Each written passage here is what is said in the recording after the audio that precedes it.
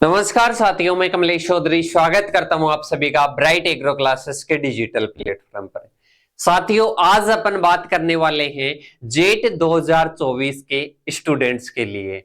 और जो crash course की तैयारी कर रहे हैं, जो स्टूडेंट्स क्रैश कोर्स की तैयारी कर रहे हैं या जिन्होंने लॉन्ग ईयर की तैयारी की है, अब वो लास्ट के 56 दिन में क्या पढ़े, या कोई 12th का स्टूडेंट्स है जिन्होंने अब की बारी 12th पास की है, वो जेट की तैयारी कैसे करे और मात्र उसके पास में कितने हैं, 56 दिन हैं। इन 56 दिन में वो तैयारी कैसे कर सकेगा। अब होगा सिलेक्शन पक्का। जी हाँ साथियों, आज अपन बात करेंगे कि 56 दिन में, ओनली 56 दिन में जो क्रैश कोर्स के स्टूडेंट्स है या लॉन्ग ईयर के स्टूडेंट्स है, कैसे अपने सिलेक्शन को पक्का कर सकते हैं। इसके साथ में ही आखिर समय में आपको क्या पढ़ना है, मतलब इन 56 दिन में आपको क्या पढ़ना है, इसके लिए आपको क्या करना है, अंत तक इस वीडियो को देखना है, विजिट करना है।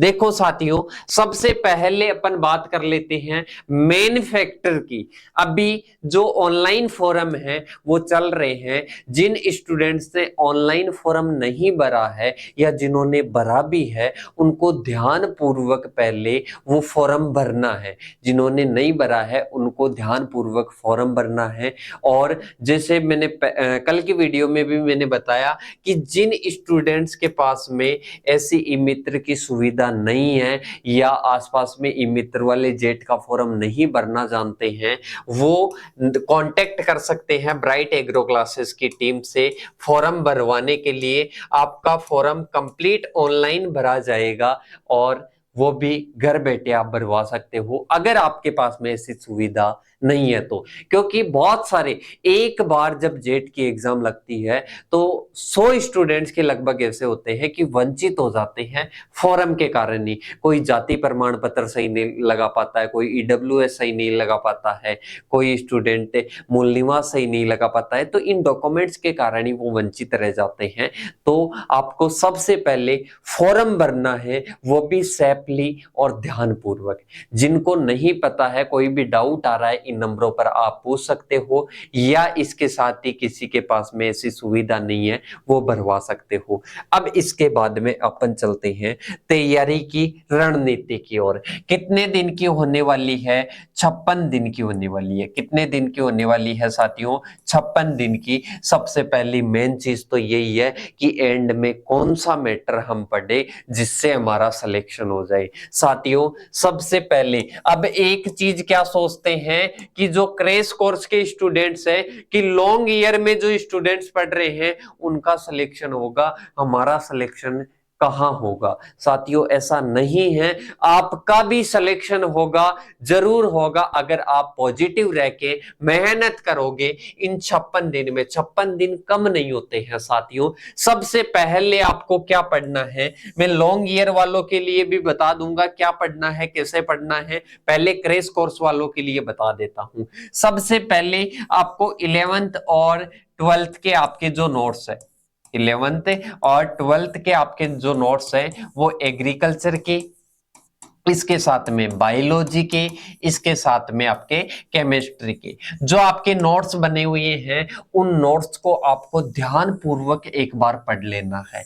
स्टूडेंट्स बोलते हैं कि सर 11th का तो सिलेबस बहुत बड़ा है और मैं कैसे कर पाऊंगा, मेरे को तो याद ही नहीं होगा। ज्यादातर स्टूडेंट्स यही कहते हैं कि सर मेरे को तो याद ही नहीं है, याद कैसे होगा, मेरे को तो बहुत कम याद हुआ पढ़ने के बाद में। मैं ये नहीं कह रहा कि आपको पूरा याद करना है, आपको एक बार ध्यान पूर्वक बढ़िया तरीके से पढ़ना है, जिसमें जितना याद होता है उतना सही है। मतलब ऐसे समझना है खुद को कि जितना भी याद होता है वो ही बढ़िया है, और उसी में से, मतलब मैं जो पढ़ूंगा उसी में से जो क्वेश्चन है वो पुट अप होंगे। आपको ध्यान पूर्वक 11th और 12th के पूरे नोट्स को पढ़ना है। नोट्स नहीं है तो बुक्स को एक बार ध्यान पूर्वक रीड कर लेना। रीड करने की आपकी गति थोड़ी सी तेज होनी चाहिए, मतलब फास्टली आप, मतलब टारगेट बनाना कि इन 2 घंटे में मेरे को ये चैप्टर पढ़कर क्लियर करने हैं। ऐसे तो आप लेकर बैठे रहो, लेकर बैठे रहने से 5 घंटे में भी एक चैप्टर नहीं होगा। टारगेट बनाओ, उस टारगेट को क्लियर करो डे बाय डे। अब इसके बाद में 11th 12th की पढ़ ली सर, इसके बाद में आपको सेकंड में इसका रिवाइज करना है। एक बार क्या करना है, रिवाइज करना है। रिवाइज के साथ में आपको क्या पढ़ना है, जब रिवाइज करो तब आपको इंपॉर्टेंट पॉइंट मतलब महत्वपूर्ण बिंदु के नाम से आते हैं लास्ट में, चैप्टर के लास्ट में।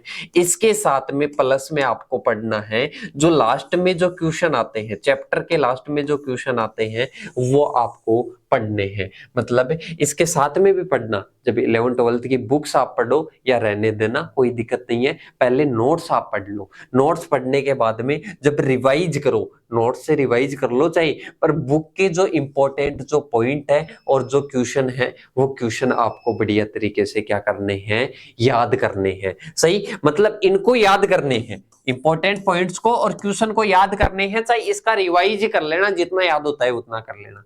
इसके बाद में तीसरी स्टेप की बात करते हैं।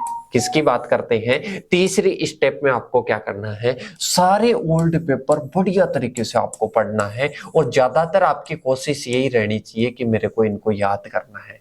मतलब क्या करना है, याद करना है। इसके बाद में अगर आपको कोई ओएमआर मिल जाती है, अगर आपको कोई ओएमआर मिल जाती है तो आप थोड़ी सी ओएमआर भरने में और थोड़ी सी क्वेश्चन प्रैक्टिस भी, मैं तो यही बोलता हूं कि क्वेश्चन प्रैक्टिस आप करो ही मत।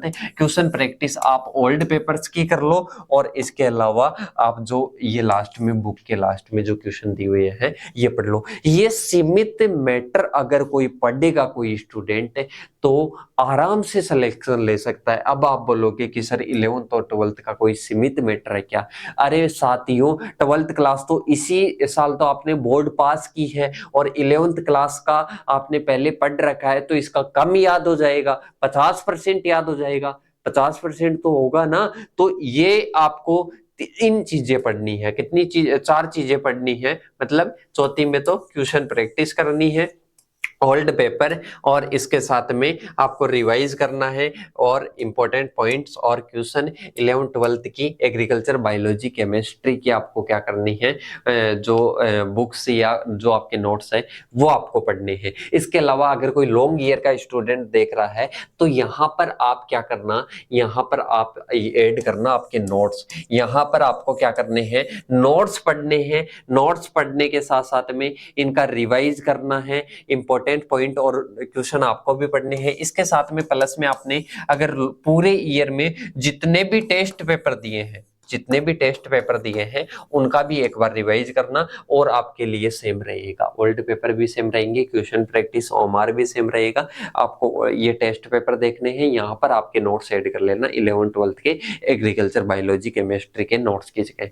इनको ही आपको क्या करना है, बार बार पढ़ना है। क्या करना है, बार बार पढ़ना है। मैं गारंटी लेता हूं 56 दिन अगर लगातार कोई स्टूडेंट देख लेता है, पढ़ लेता है, तो मेरे हिसाब से उसका सिलेक्शन कोई भी नहीं रोक सकता। ना ही कोई लॉन्ग ईयर का स्टूडेंट रोक सकता, ना ही कोई क्रैश कोर्स का। आप रैंक भी ला सकते हो, मैटर नहीं करती आपने 12th में क्या परसेंटेज है, 10th में क्या परसेंटेज है, आपने कितना पढ़ा है, कितना नहीं पढ़ा है, कोई मैटर नहीं करता। ये 56 दिन मैटर करते हैं और आपका कॉन्फिडेंस मैटर करता है। कॉन्फिडेंस आप में अप होना चाहिए क्योंकि आप पढ़ रहे हो। आप 56 दिन मेहनत करोगे, 56 दिन कम नहीं होते हैं मेरे साथियों। 56 दिन आपको बढ़िया तरीके से मेहनत कर लो, जी जान लगाकर, आपका बढ़िया तरीके से सिलेक्शन हो सकता है। इसके साथ में ही मैं बता देता हूं साथियों कि अगर आपको कभी भी डिमोटिवेट फील हो या कुछ भी पूछना हो जेट की एग्जाम से रिलेटेड, तो आपके ये नंबर दिए हुए हैं 8690596638।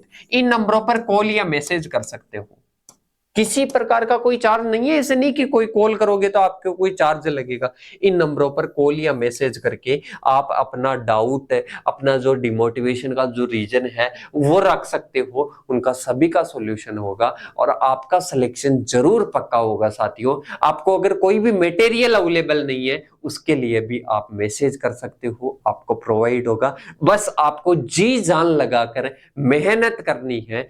इसी 56 दिन के पीरियड में सिलेक्शन लेना है। लॉन्ग पीरियड के टाइम में, लॉन्ग ईयर के लिए 1 साल खराब नहीं करनी है। 56 दिन में बढ़िया तरीके से सिलेक्शन, अगर इसके साथ में अगर कोई कोचिंग भी आप नहीं ले रहे हो कोई दिक्कत नहीं है, इन 56 दिन में जो मैंने स्ट्रेटेजी बताई इसके अकॉर्डिंग आप सिलेक्शन ले सकते हो। आप ही नहीं, बहुत सारे स्टूडेंट्स पहले भी इसी स्ट्रेटेजी से सिलेक्शन ले चुके हैं। तो इसी के तहत आपको मेहनत करनी है। आगे डे बाय डे बहुत सारी वीडियो जेट पर आएगी, तो उनको जरूर विजिट करना। इसके लिए चैनल को सब्सक्राइब करना, बेल आइकन को प्रेस करना, अपने साथियों को शेयर जरूर करना। बहुत सारे स्टूडेंट्स देखते हैं कि ये स्ट्रेटेजी अगर मेरे साथी के पास में चले जाएगी उसका सिलेक्शन हो जाएगा। ये अगर माइंड में आ गया आपका सिलेक्शन नहीं होगा। दिल साफ होना चाहिए, नीयत साफ होनी चाहिए, तभी आपका सिलेक्शन होगा। कोई भी डाउट रहता है मैंने नंबर दे दिया, फॉर्म फिलअप नहीं किया मैंने नंबर दे दिया, इन्हीं नंबरों पे आप मैसेज कॉल कर सकते हो। और बेस्ट ऑफ लक, आपकी स्ट्रेटेजी को बेस्ट बनाने के लिए आप मेहनत करिएगा, और कोई भी डाउट आता है कॉल करिएगा। अब मिलते हैं नेक्स्ट वीडियो के साथ, तब तक के लिए जय हिंद जय भारत साथियों।